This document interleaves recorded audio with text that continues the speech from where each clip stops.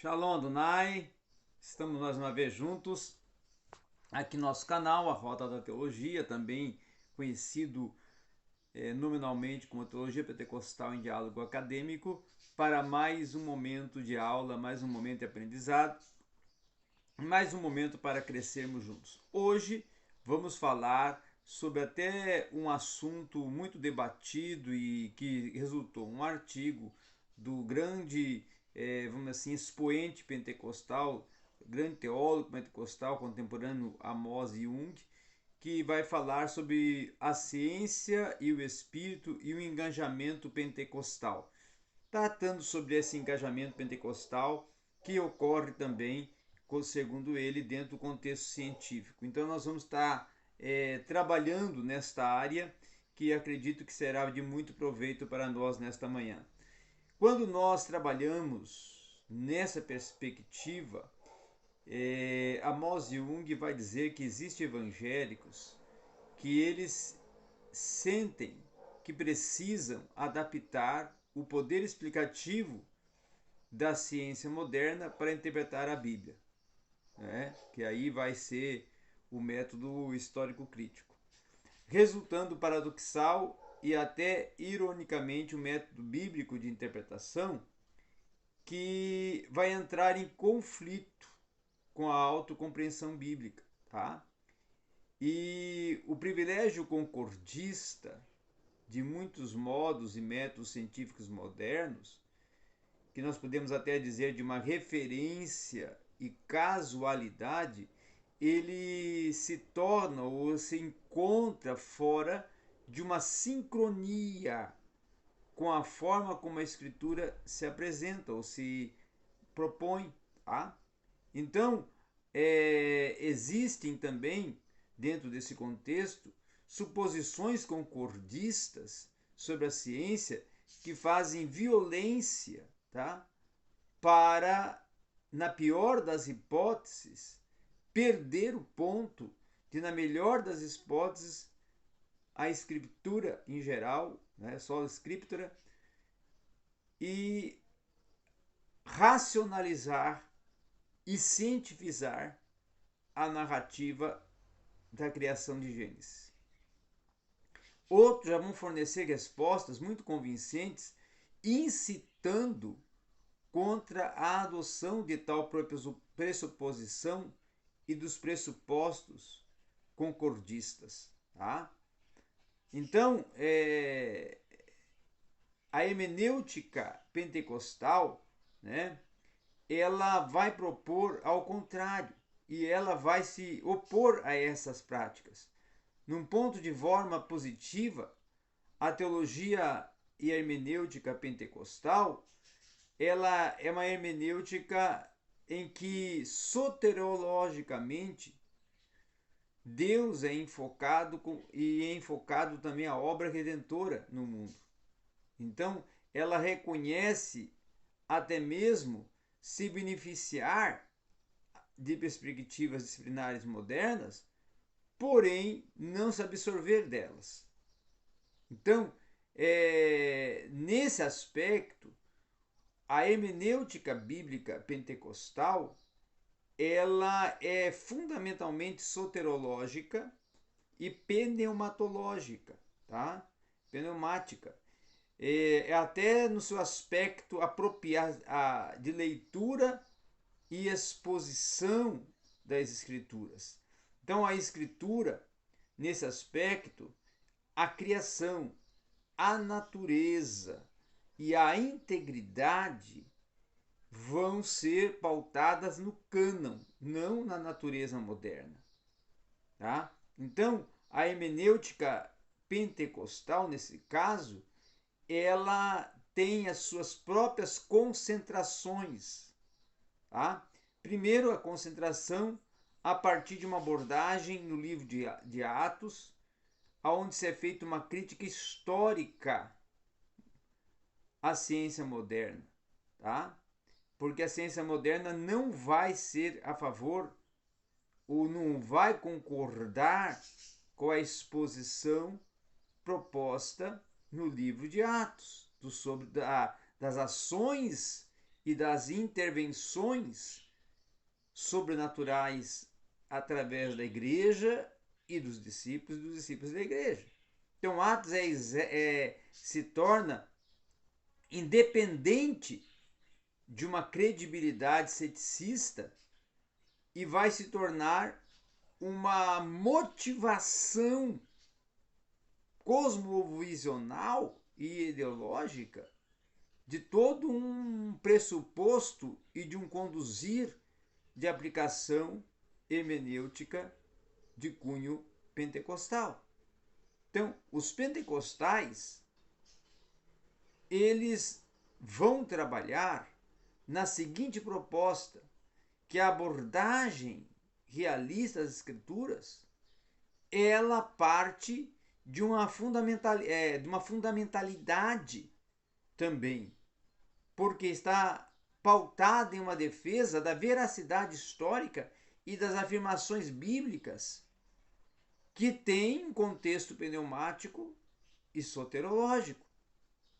Então, com isso, nós podemos dizer que todo um contexto pentecostal, de uma hermenêutica pentecostal, ele vai trabalhar a partir que as escrituras e o seu propósito real é principalmente pautado na realidade apresentada e não somente no conhecimento intelectual, mas também no supra e no sobrenatural.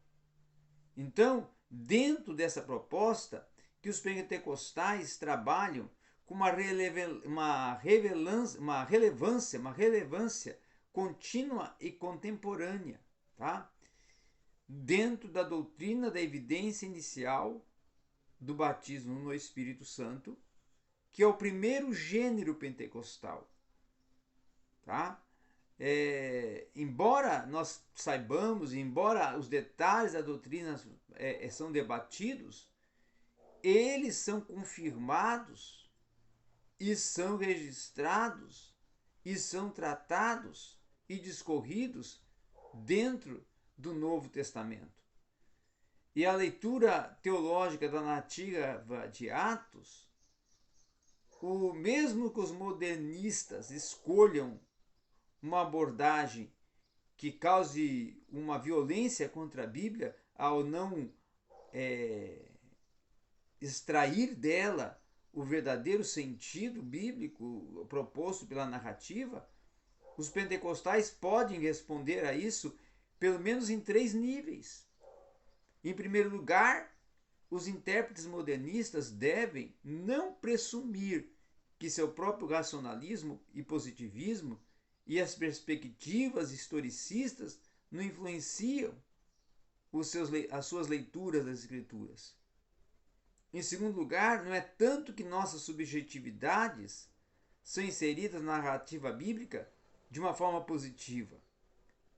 Afinal, uma distinção dura e rápida entre a exegese e aí ela vai propor que existe uma mistura moderna de qualquer maneira, mas que nossas subjetividades elas podem e devem ser interrogadas diretamente pelo testemunho do Espírito por meio da Bíblia, texto e, por último, através de uma abordagem consistente com o testemunho apostólico mais amplo, para que os eventos todos narrados na Bíblia nunca sejam meros fatos dentro de intenções e propósitos nesta sociedade, neste mundo, nessa realidade.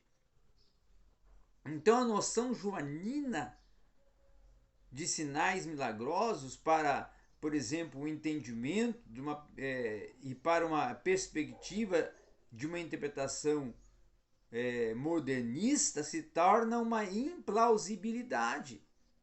Então, quando nós trabalhamos com a abordagem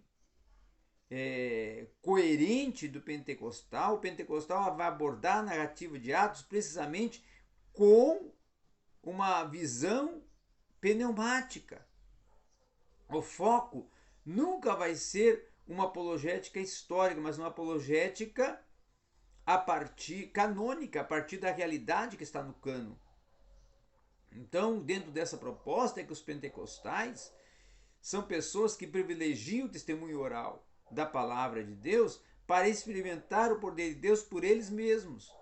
Não é tanto o que Deus fez no passado que importa, mas sim o que está fazendo no presente, e que presume-se na pentecostalidade hermenêutica que a historicidade dos eventos escritos em Atos, elas assumem uma proporção e uma objetividade e uma observação que ela tem um sentido histórico, uma historicidade pautada em métodos também que nós podemos ser, vamos assim, concordantes com a historiografia, porém sendo ou priorizando uma iluminação e uma inspiração do Espírito nas Escrituras, e com isso partindo de um ponto em que o método histórico-gramatical me é mais, vamos assim, íntegro à realidade do cânon. Então, dentro dessa proposta, é que uma hermenêutica pneumatológica, a partir de uma hermenêutica pneumatológica de narrativas como até do próprio Gênesis, tá? Que eles vão, os modernistas, considerar uma narrativa mitológica, a hermenêutica aplicada à narrativa de Atos pode iluminar providentialmente uma leitura da criação, tá? De uma forma narrativa, e uma leitura que ajudará a conservar essa proposta real de Gênesis 1 e 2 dentro de uma narrativa em que existe provas confirmativas, até pela própria, que a própria ciência não tem como discordar da ação criativa de Deus. Então, mesmo que os cristãos liberais ou até os evolucionistas teístas, por um outro lado, venham a dizer que essa abordagem é uma abordagem mitológica, Gênesis continua sendo uma abordagem pautada por nós dentro do que está proposto pela Bíblia hebraica e pelo próprio texto original hebraico, que confirma tudo que está registrado no aspecto de uma criação oriunda da ação e intervenção de Deus. Então, com isso, essas tentativas modernistas de irem contra ou de fazer uma desmitologização a partir de uma proposta bultimiana de Gênesis e outros textos das Sagradas Escrituras, é totalmente inaceitável e incoerente e improcedente. Tá? Por quê? Porque a hermenêutica pneumatológica é uma hermenêutica que parte da premissa da redenção, da inspiração e da própria literalidade e integralidade do texto. Tá? E quando, por exemplo, o grande estudioso Paul Ebert, que é um estudioso pentecostal, forneceu uma narrativa de Gênesis, ele destacou ali e enfatizou a obra do Espírito. Ele observa que o termo aludido, ou endereçado, ou aplicado ao Espírito, ruá, né? Ele traz o sentido de uma obra de criação divina com a comunicação do Espírito, né? Padrões linguísticos, então, do Oriente Médio, segundo ele, trazem uma sofisticada releitura de Gênesis, aonde o resultado é, sim, uma comprobabilidade do que está afirmado e confirmado em Gênesis 1, no cânon das Escrituras. Então essa participação da obra redentora do Espírito ao longo de todo um contexto do cânon sagrado, nós podemos dizer que o Espírito capacita essa resposta da criação e o Espírito não apenas paira sobre esse caos aquoso, mas também permite a palavra de Deus que ela seja falada e que, por sua vez, traga as respostas à narrativa da criação. Então a terra produz vegetação, plantas produtivas, sementes de todos os tipos e árvores de todos os tipos, como apresenta-se em Gênesis 1, 11 a 12. E o que acontece é que essa narrativa é uma narrativa que expõe, que declara, que confirma uma intervenção e ação do Espírito, uma ação e intervenção de Deus e uma ação e intervenção da própria Trindade. Então nós podemos ver dentro desse contexto escriturístico que há sim toda uma erudição e uma confirmação não só canônica, mas até apologética de cunho escriturístico para a defesa de Gênesis, para a defesa da narração da criação. Então, dentro disso é que o pentecostalismo ele vai trabalhar uma hermenêutica que vai ser contrária a toda a abordagem naturalista, a toda abordagem que ela não concorde com o cânon, que ela queira atribuir narrativas mitológicas ao cânon. Então, é algo muito sério e muito real e muito vivo que, dentro de uma abordagem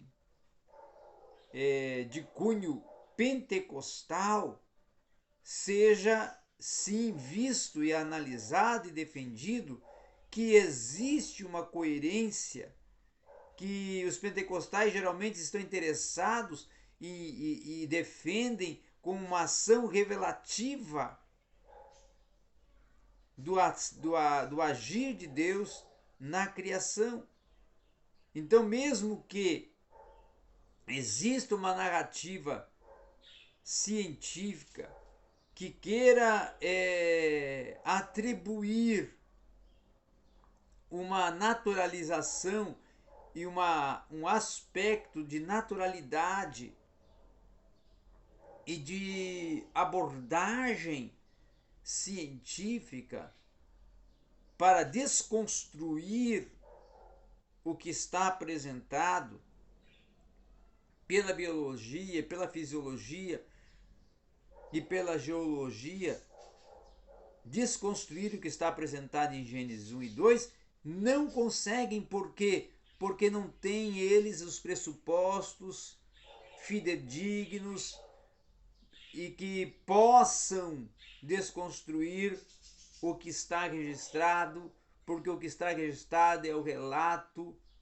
histórico, verdadeiro, canônico, divino, sobrenatural do início e do princípio de todas as coisas. Então a hermenêutica pentecostal ela vai partir desta premissa, de uma observação pneumatológica, de uma observação redentorista, de uma redenção da ação do Espírito como redentor, na redenção, na obra da redenção, na obra também da soterológica da salvação, na obra também da construção da humanidade, do universo e da manutenção, da preservação, da paz e do equilíbrio e da sustentabilidade da vida, como uma ação única da intervenção de Deus no cosmos e no homem. no homem e no cosmos.